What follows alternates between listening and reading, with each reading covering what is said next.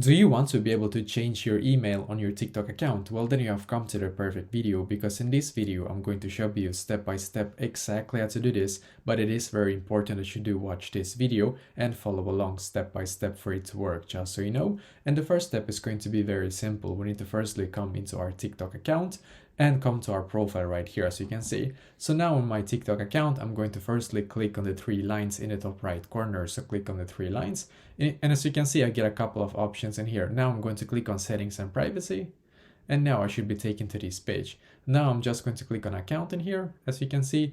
Then I'm going to click on user information.